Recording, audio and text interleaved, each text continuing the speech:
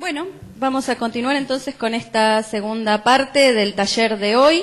La doctora Ana María Bóscolo es abogada urbanista, estudió en España Derecho Urbanístico, posee una maestría por el Instituto de Administración Local de Madrid, docente de las maestrías de Patrimonio Cultural de la Facultad de Arquitectura, Urbanismo y Diseño de la Universidad Nacional de Mar del Plata, Fundación Ortega y Gasset, SICOP Argentina y de diversos cursos dictados en instituciones académicas del país. Consultora externa del Consejo Federal de Inversiones en materia de protección jurídica del patrimonio arquitectónico urbano, arqueológico y paleontológico de las provincias argentinas, Chubut, Santa Cruz, La Rioja, Tucumán, San Juan, Mendoza, Santa Fe, etc.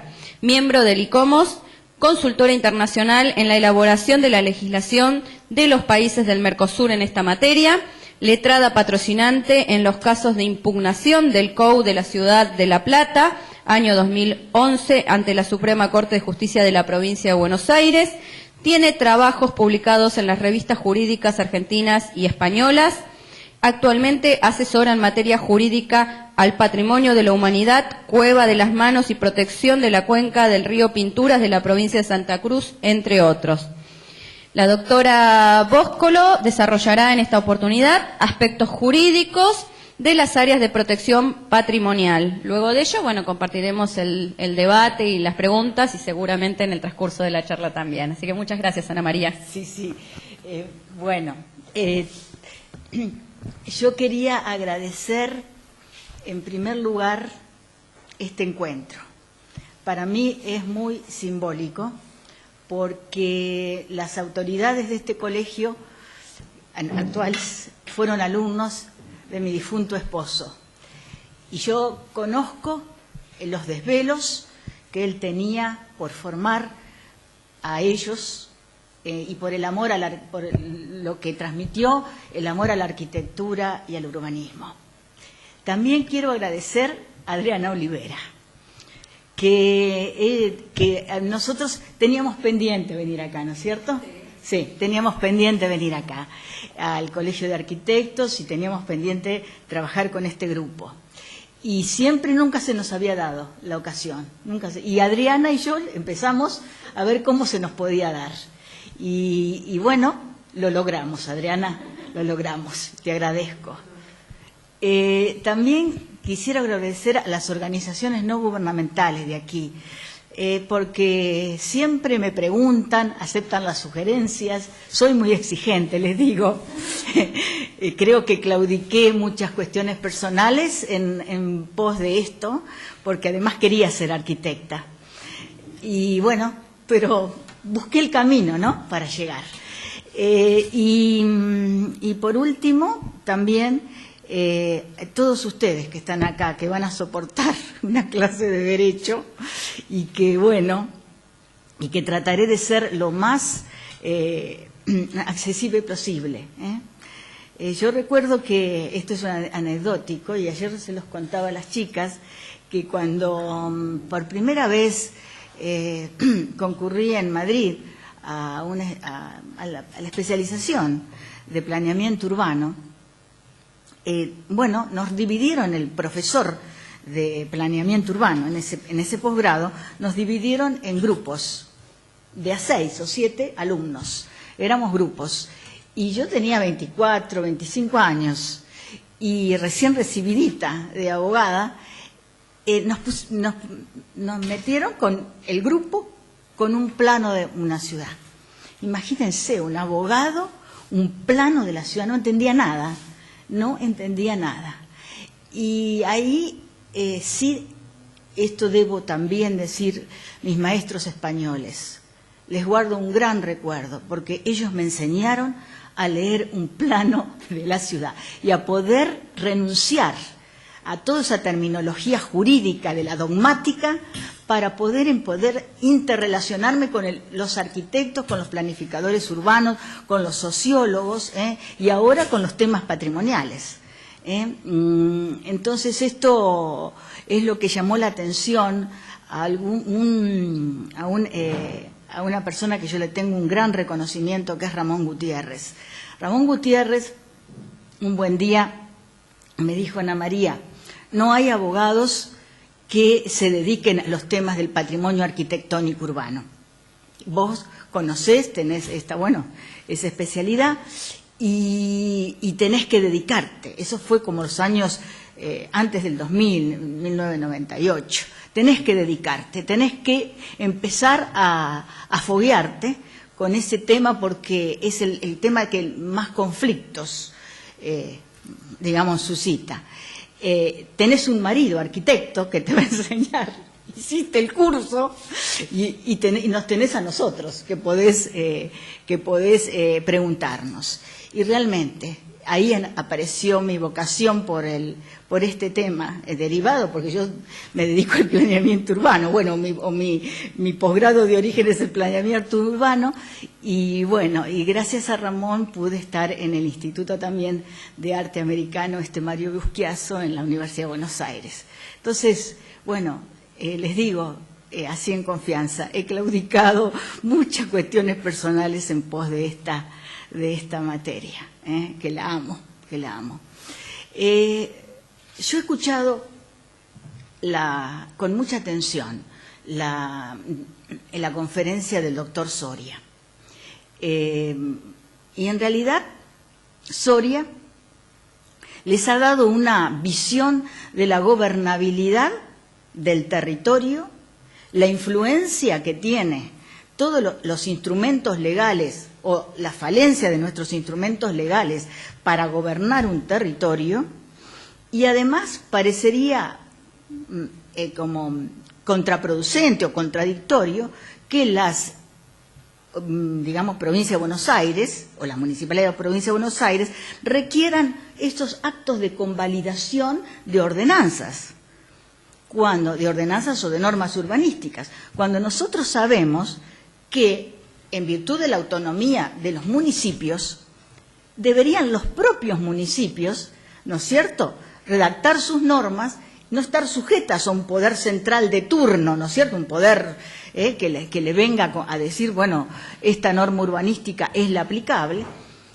y que además los funcionarios que tienen a su cargo esto que llaman en el derecho administrativo, les dicen las facultades de imperium urbanístico, que son atribuciones que tiene la administración pública, entran dentro de la llamada capítulo de la responsabilidad del Estado por el obrar lícito. El Estado es responsable, en el caso de la municipalidad, de las municipalidades, son responsables por su obrar lícito. ¿Qué significa? Que con el dictado de este tipo de normas, que bien lo ha explayado, esta ordenanza que le ha explayado Cristian, hay una responsabilidad aquí de este obrar lícito.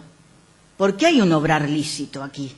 Hay ordenanzas, hay excepciones a las ordenanzas, porque esas excepciones están sancionadas por otra ordenanza, y nosotros, ustedes saben por la charla con el doctor Soria, que en el caso Promenade, toda ordenanza de excepción es igual a una ordenanza general, porque cumple con los requisitos de una ordenanza, es decir, sanción por el órgano competente y además con una exposición de motivos, con un articulado que deroga una parte de una ordenanza. Es decir, que el caso Promenade, que lo explicó muy bien, está clarísimo que una excepción tiene la validez jurídica de una ordenanza. Acá el punto se presenta, antes de entrar al tema del derecho de propiedad, porque yo creo que, merece que ustedes conozcan el Estatuto de la Propiedad Privada con toda profundidad. Aquí en esta cuestión, retrotrayendo a lo que dice Cristian, aquí se ha producido un código de ordenamiento territorial, por un lado, que es, habíamos dicho, la ordenanza madre de regulación del territorio, de la jurisdicción territorial del partido de General Pueyrredón, y por otro lado, un código de preservación patrimonial que diríamos mal llamado código, es una ordenanza de preservación patrimonial en los términos jurídicos que en cierta medida no deroga el Código de Ordenamiento Territorial, no lo está derogando, ni tampoco es concordante con el Código de Ordenamiento Territorial. ¿Por qué no es concordante? Porque ese catálogo, ese irritativo, diríamos, para el derecho, catálogo de bienes patrimoniales que están señalizados con rojo, ese catálogo directamente no está vinculado con ningún tipo de un ordenamiento de área como nuestro derecho lo prescribe. Nuestro derecho prescribe que tenemos que cumplir con ciertos principios constitucionales que hacen a la delimitación de áreas de una zonificación. Podríamos discutir, como también me remito a Soria, podríamos discutir si la zonificación es factible, posible, si está en crisis, si podemos introducir otros instrumentos de gestión de la zonificación. Es decir, podemos discutir todo eso, pero tenemos que partir de una base. Tenemos que partir de que hay un Código de Ordenamiento Territorial con una zonificación. Desde esas bases vamos a tracer el tratamiento del patrimonio y vamos a introducir entonces, Cristian, que es lo que le preocupa a él, vamos a introducir un capítulo, o sería viable que se introduzca un capítulo dentro del Código de Ordenamiento Territorial. Esto es lo prolijo. Bueno, yo primero quería mostrarles a ustedes, a simple hecho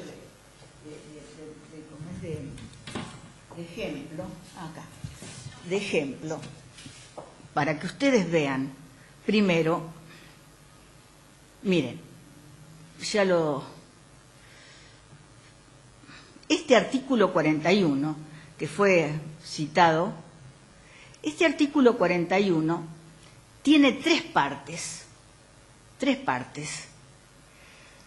Por un lado, la primer parte del artículo 41 dice todos los habitantes gozan a un derecho al ambiente sano,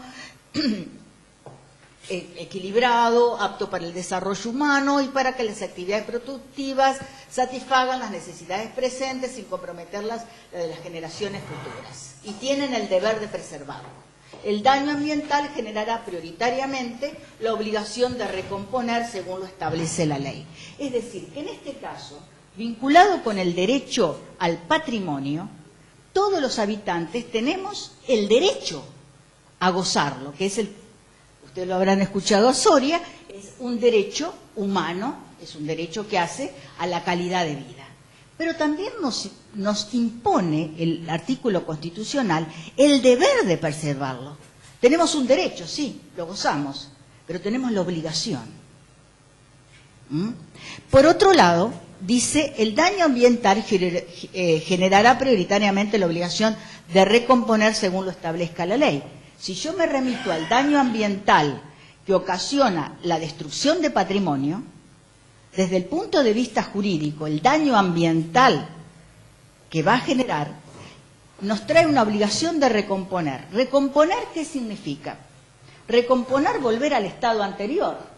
Imposible, porque cuando se destruyó, ese bien perdió la identidad, la memoria, pierde todo. Entonces, la recomposición es la acción de daños y perjuicios lucro cesante, lo que dejó de ganar, lucro emergente, es decir, toda la batería de acciones civiles por el daño.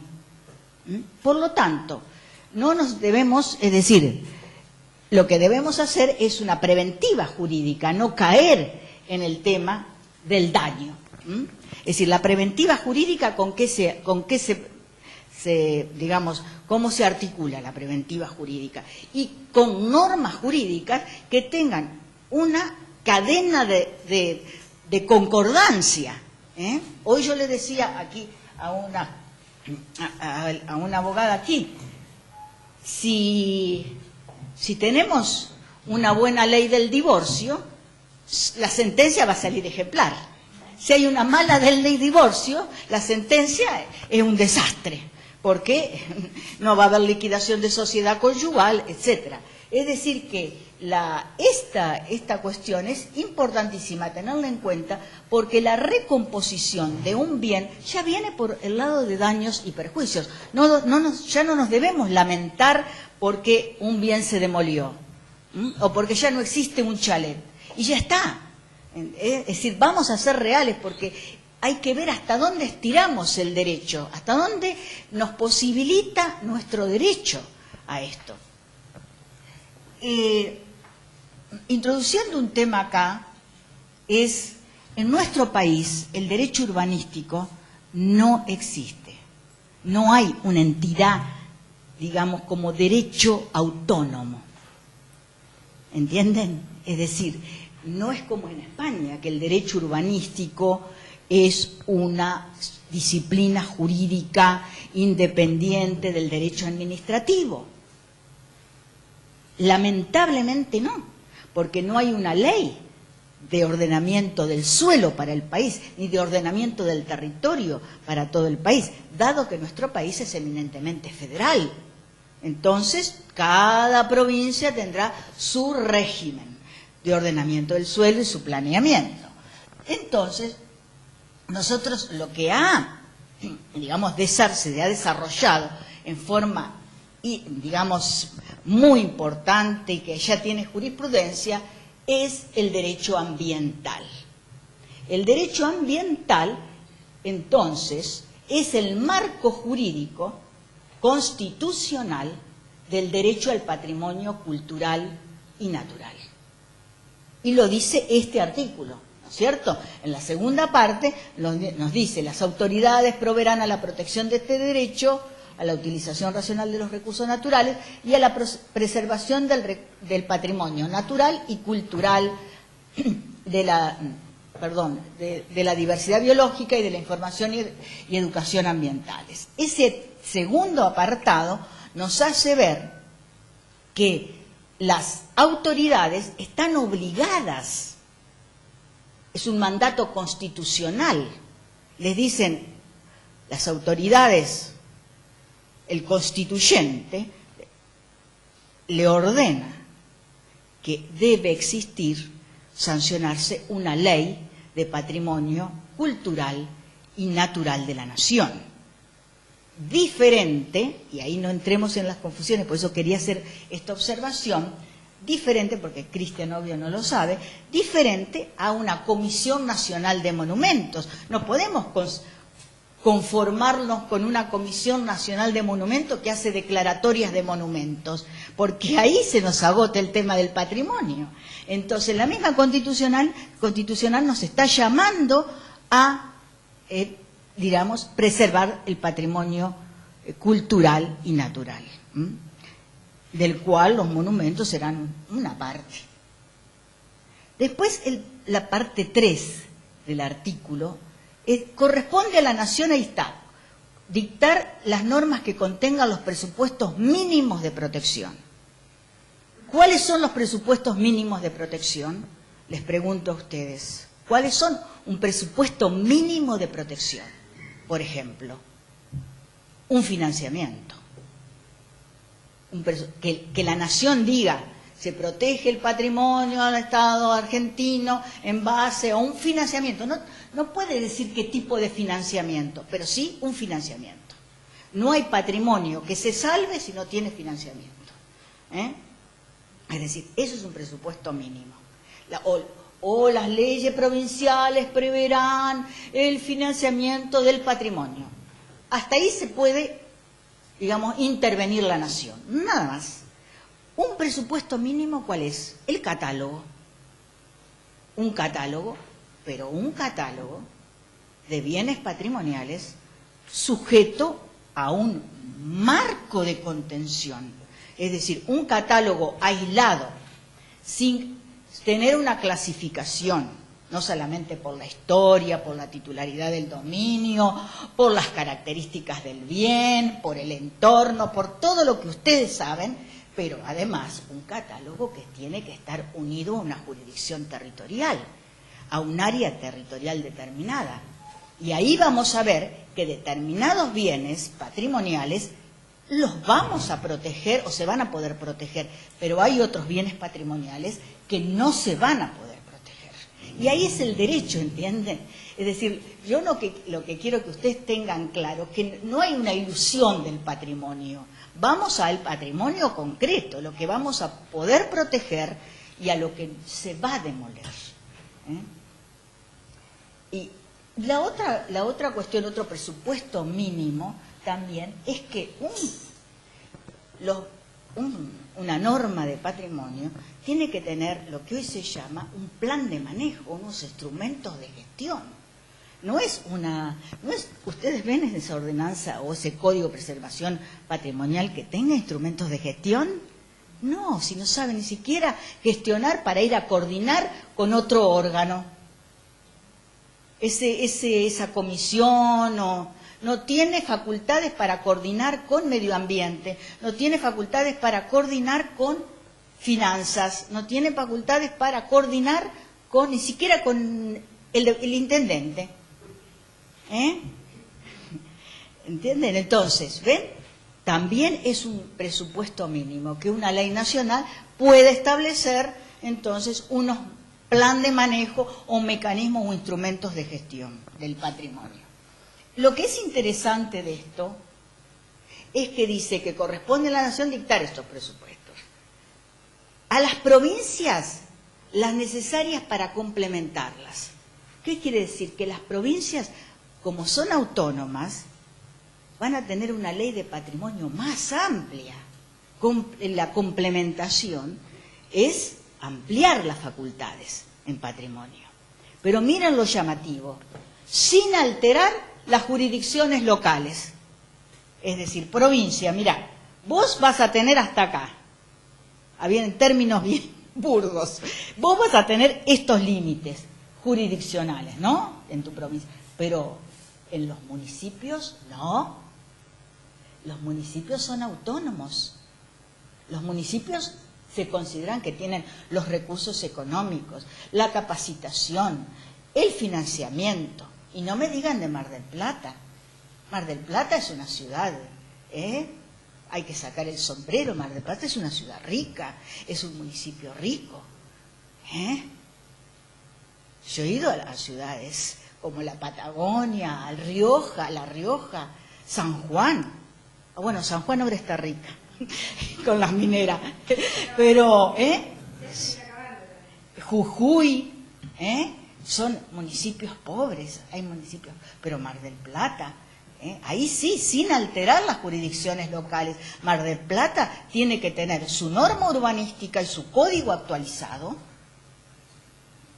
conforme hoy con todas esas excepciones, con toda esa regla de excepciones que tiene sancionada, tiene que estar actualizado esas excepciones con todos, aún como lo que está presentando Cristian, con todos esos edificios en alturas, torres, etcétera, etcétera, todo actualizado, más su norma de patrimonio. Miren, es así, es ponerse a trabajar, es así. Es decir, que este es un municipio que corresponde que trabaje en materias patrimonial, pero en materia de ordenamiento territorial también. Es decir, dos cuestiones que no, bien, que será complejo en su momento, pero tampoco es imposible.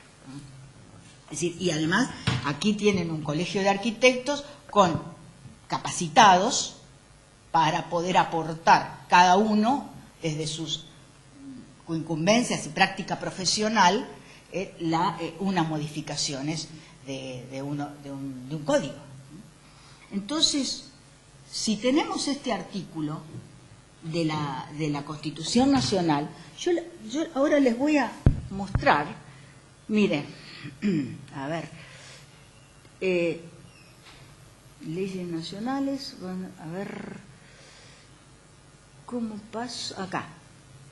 Miren, toda esto es la cantidad de leyes del patrimonio del país. Miren, todo esto, todo, desde arriba a abajo, cantidad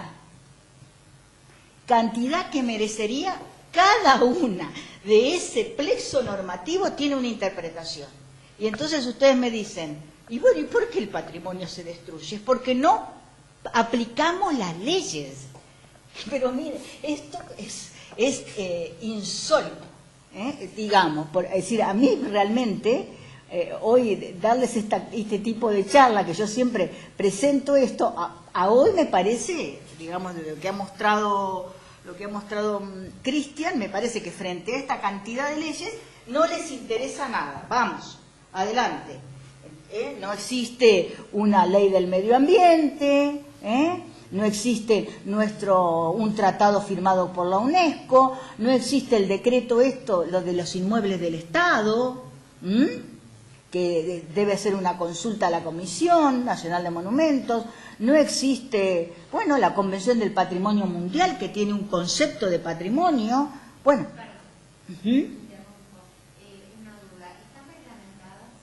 No es necesario, no, algunas están reglamentadas y otras no, porque hay esto sí les voy a decir, hay una sentencia de la Corte que dice que todos los principios constitucionales son de carácter operativo. Por lo tanto, un principio constitucional se aplica ipso iure frente al caso concreto. Entonces, el tema de la reglamentación, con solo citarlo, es decir, digamos, ya está consagrado el derecho. Es decir, que bueno, es decir que esto, miren, hasta la Ley General del Ambiente, hay una ley, bueno, del patrimonio arqueológico, hay una ley de la protección del indígena, hay una ley del patrimonio inmaterial. Entonces, ¿vieron? Esto no es una calle sin salida.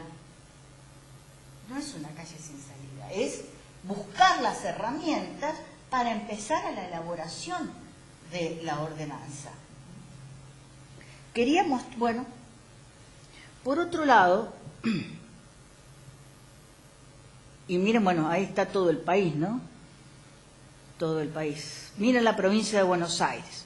La provincia de Buenos Aires también ha sido prolífica en leyes, prolífica, ¿no? Hasta tenemos una ley del arbolado público, no sé, ¿acá se respeta el arbolado público? ¿Hay un respeto del arbolado público? Bueno, hay una ley del arbolado público, hay una ley de acceso a la documentación, donde el ciudadano puede solicitar los documentos públicos, una ley, bueno, la ley del turismo, etcétera. Es decir que nosotros, inclusive el decreto ley 8912, acá está equivocado, el decreto ley 8912 de ordenamiento y uso del suelo, tiene en su articulado preceptos que hacen a la protección del patrimonio. Los objetivos, miren ustedes, son objetivos fundamentales del ordenamiento territorial. La preservación de las áreas y sitios de interés natural, paisajístico, histórico y turístico, a los fines de uso racional y educativo de los mismos.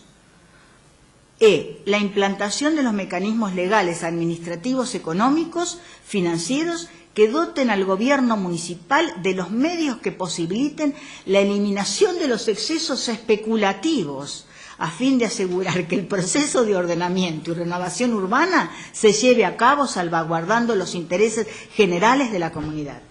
Con que yo aplique ipso facto el objetivo de la ley, que es lo que yo le buscaba a Cristian, ¿cuál es el espíritu de ese código? A ver si ese espíritu del código, como dice Soria, se compadece con los objetivos del 8912. Parece que no se compadece con los objetivos del 8912. Es decir, que nosotros tenemos todo escrito, casi que les podría decir, me podría desdecir, como decimos los abogados, y tenemos un derecho urbanístico, no tenemos un derecho urbanístico consolidado, pero tenemos un derecho aplicable al planeamiento urbano. Entonces, bueno, después dice clasificación, y aquí zona de recuperación, la que en estado actual no es apta para usos urbanos, pero resulta recuperable mediante obras o